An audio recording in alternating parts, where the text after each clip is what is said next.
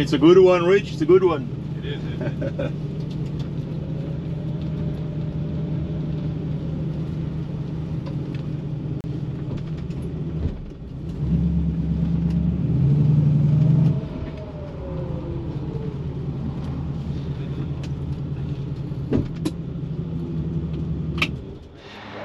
Eh bien bonjour, ici Serge de Rayon Classique, venu inspecter aujourd'hui cette fabuleuse Mustang Coupe V8 de 1965.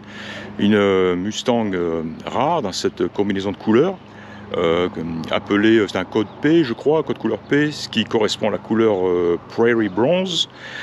Donc une jolie couleur bronze, à toute évidence. L'intérieur, la couleur, la dénomination est Palomino. On a un intérieur pony.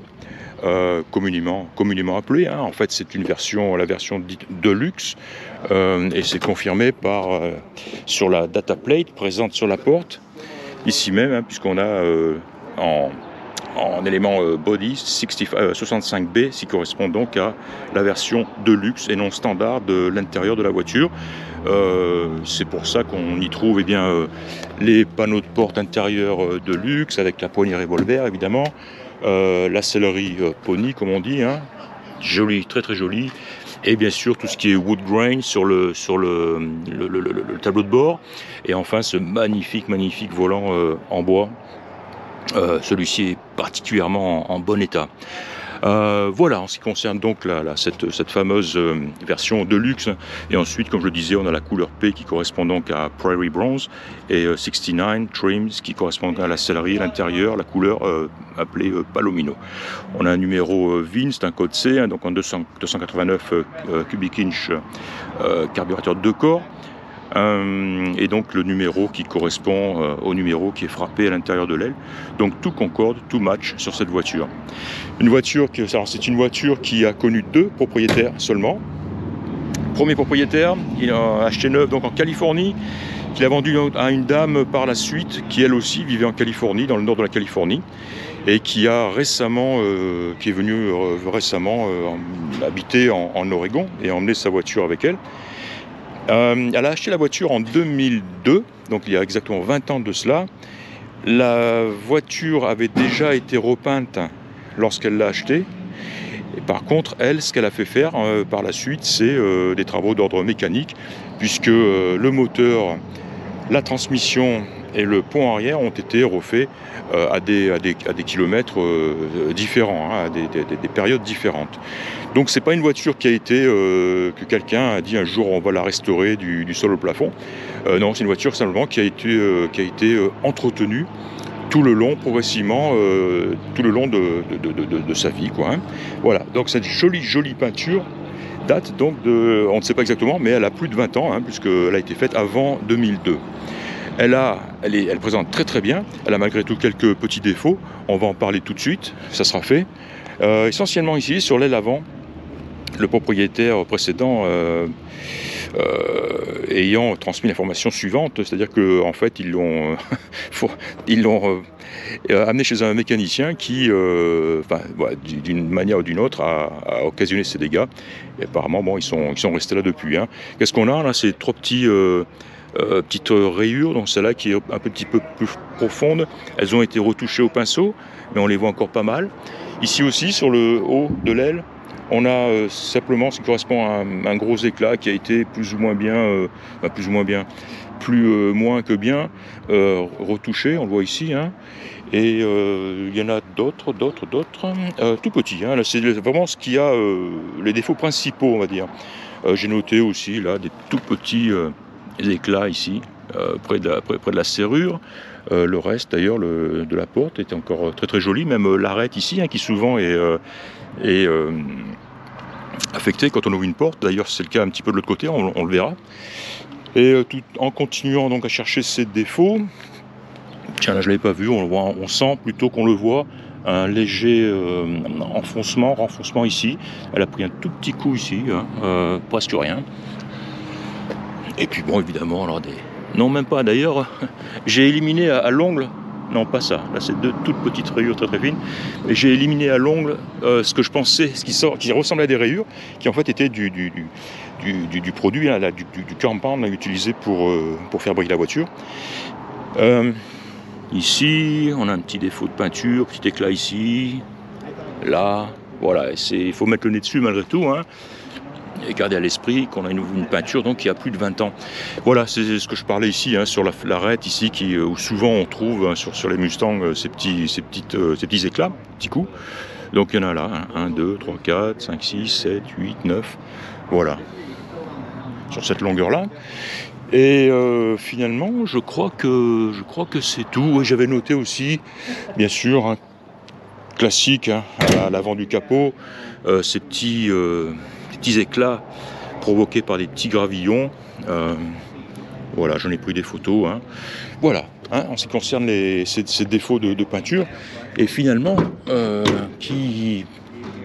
vais ouvrir le capot, et qui finalement résume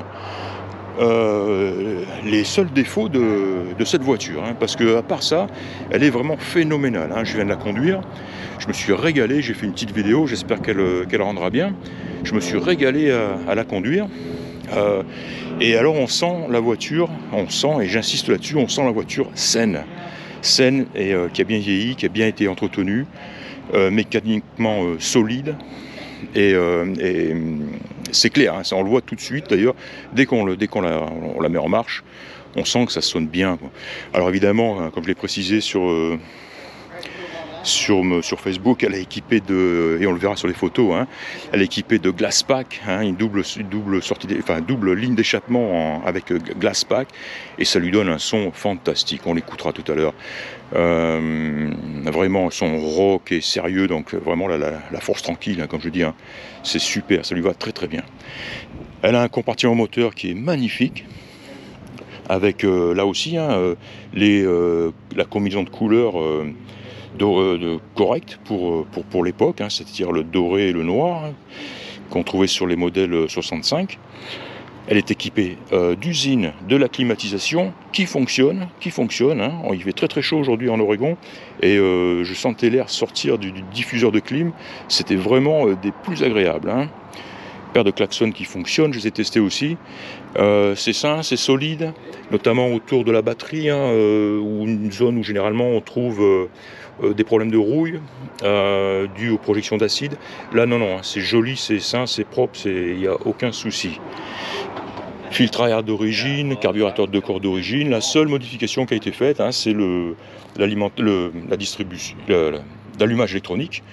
Et puis voilà, je vois là-bas que on a un double mètre cylindre de frein, double réservoir, une très bonne chose, qui a l'air assez récent aussi. La voiture est équipée d'origine aussi de freins à disque à l'avant,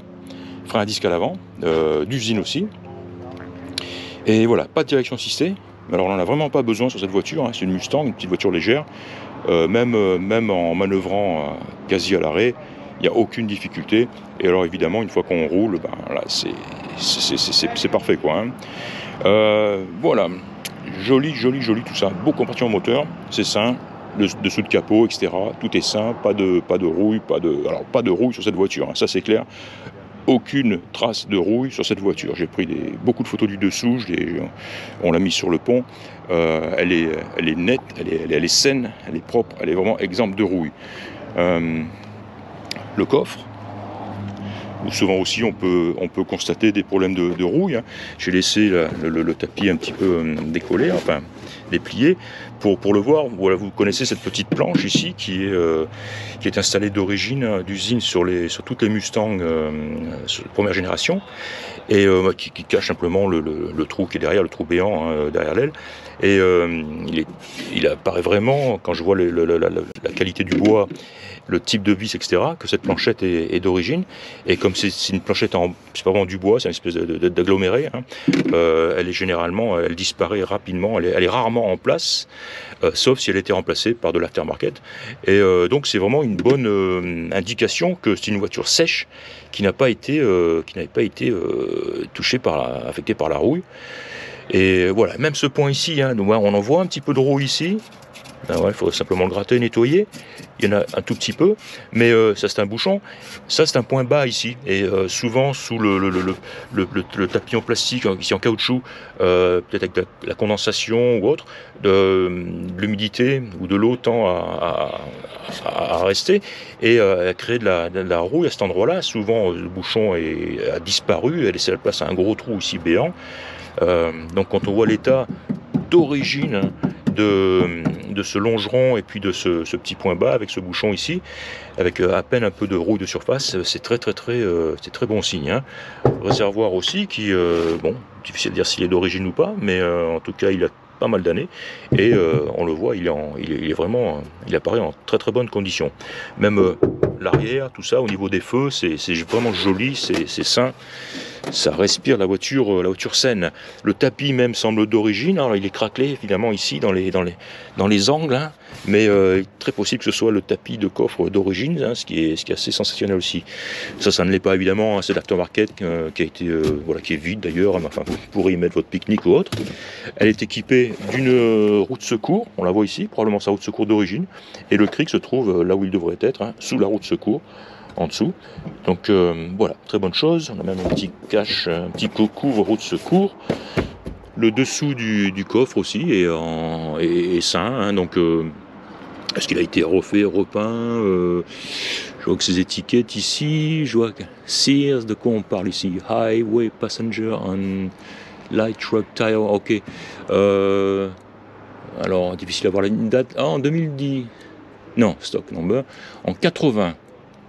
En mai 80, donc, avec un kilométrage c'est intéressant comme information, avec un kilométrage de 96 581 miles, en 80, donc, cette dame où le propriétaire de l'époque est allé chez Sears pour remplacer les pneus. Et on a ici tout simplement la garantie de l'époque. Hein. Donc intéressant à savoir, 96 000 miles en 1980, et elle indique actuellement 22 000 et quelques miles au compteur. Donc très plausible que cette voiture possède 122 000 et quelques miles d'origine. Ce qui n'est pas énorme compte tenu de l'âge de la voiture. Voiture équipée de la CB. Alors ça a été installé d'après l'information que j'en ai eue par le premier propriétaire, et on voit que ça a été vraiment bien fait. Hein. Alors, il y a pas mal de lumière de soleil ici. Il a été installé. Alors évidemment ça se démonte immédiatement. Hein. C'est juste une petite. Voilà d'ailleurs on va l'enlever. Un petit support. Voilà, on a même Rich s'est amusé à la connecter. On a un petit support ici, voilà, qui reste en place, et on glisse la base de l'antenne qu'on peut ensuite remettre dans le coffre. Voilà, ce petit support hein, vraiment joliment fait. Et voilà, ni vu ni connu. Clic-clac Kodak. Petit élément rare et sympathique, on va dire. Parlons de l'intérieur maintenant. Alors il est superbe. Difficile à dire si cette sellerie est d'origine. Franchement, elle pourrait l'être. On aurait peut-être tendance à penser qu'elle est même trop belle pour l'être. Mais d'un autre côté, elle n'a pas l'air non plus... Elle rappelle vraiment le vinyle d'origine. Hein, ça ressemble pas trop à de l'aftermarket. On a envie de croire finalement qu'elle est d'origine, mais sans pouvoir l'affirmer, le garantir, hein, ou le prouver. Le volant est en magnifique état, volant en bois évidemment, hein, il est magnifique ce volant. De même que les compteurs, le wood grain aussi qui est en parfait état, le haut tableau de bord est en parfait état aussi. Elle est équipée de son autoradio d'origine, qui fonctionne bien, je l'ai utilisé aussi, je l'ai essayé. Voilà, cette fameuse CB. Hein. Et la cerise sur le gâteau, eh bien c'est la clim, hein, je l'ai dit, la voiture est équipée de la clim d'origine, et on voit ici le diffuseur, et donc qui fonctionne. Je disais, il doit faire maintenant pas loin de 25-26 degrés ici à Portland. On est encore le matin, mais ça monte vite, et en roulant, je sentais l'air à travers mes doigts, l'air frais à travers mes doigts, c'est vraiment agréable. Hein. Klaxon, joli klaxon, un double klaxon fonctionne, les jauges évidemment fonctionnent, compteur kilométrique, essuie-glace fonctionne, les clignotants. L'allume-cigare qui était manquant quand la dame est venue l'amener ici, et elle l'a retrouvé par chance. Elle a retrouvé l'allume-cigare, donc la voilà avec son allume-cigare d'origine. Un joli porte-clés Mustang. Chauffage-ventilation fonctionne. On a aussi un joli levier de changement de vitesse ici, une boîte automatique, un cruise-o-matic évidemment, la C4. Tout ceci fonctionne bien, les vitesses passent impeccablement, hein. C'est doux, c'est comme ça devrait être en fait, tout simplement. Jolie moquette, hein, avec une très belle couleur. Les tapis de sol sont magnifiques aussi, sont assortis à la voiture. C'est vraiment, on a poussé loin ici l'esthétique de cette voiture. D'ailleurs, en parlant de peinture ou de couleurs qui matchent, on a même les centres de roues ici. On voit, d'abord je me suis dit, tiens, est-ce que c'est généralement ils sont rouges ou bleus ou noirs. Je me suis dit, est-ce que c'est de loin? Je me suis dit, tiens, est-ce que c'est un rouge qui a terne? Mais non, en m'approchant, il est évident, il est clair que c'est simplement la couleur de la voiture. Alors, où est-ce qu'ils ont trouvé ça? Est-ce que c'est d'origine? C'est assez fantastique. Les roues, les style évidemment, sont aussi en parfait état, hein. Et les pneus sont neufs, quasi neufs, hein. J'ai trouvé la facture, donc 4 pneus neufs. Voilà, excellent. Que dire de plus, hein, c'est une voiture exceptionnelle, hein, sans aucun doute, hein, je n'ai pas peur de le dire. Si j'avais quelques mètres carrés disponibles dans mon garage, elle y resterait, parce que cette voiture est un excellent investissement, une voiture à garder. Voilà, c'est une voiture comme, honnêtement, hein, j'en vois passer de temps en temps et je me dis toujours, mince, comment tu peux laisser passer cette voiture? Enfin bon, on fait pas toujours ce qu'on veut. C'est le cas de celle-ci en tout cas, quoi, hein, voilà, on va lui fermer son capot. Elle est splendide, elle roule bien, elle est à un très bon prix, elle est rare dans cette combinaison de couleurs, Et surtout, elle est rare dans cette qualité et cette manière de rouler, de fonctionner. C'est du beau produit, hein, sans aucun doute. Voilà, je pense vraiment avoir fait le tour. Dites-moi si j'oublie quelque chose, hein. J'ai parlé de la carrosserie, j'ai parlé de l'intérieur, on est allé dans le compartiment moteur, le coffre, parlé du dessous, la conduite, non, je pense que tout y est. En plus, elle est hyper photogénique. J'ai dû prendre, je pense, au moins 200 photos, donc haute résolution, hein, donc si vous voulez les voir, allez-y et vous la verrez sous tous ces détails. Voilà, c'était donc Serge de Rayon Classique. J'espère que vous aurez apprécié cette vidéo de description ou d'inspection de cette Mustang coupé V8 de 1965. Je vous remercie de m'avoir écouté et je vous dis à très bientôt. Au revoir.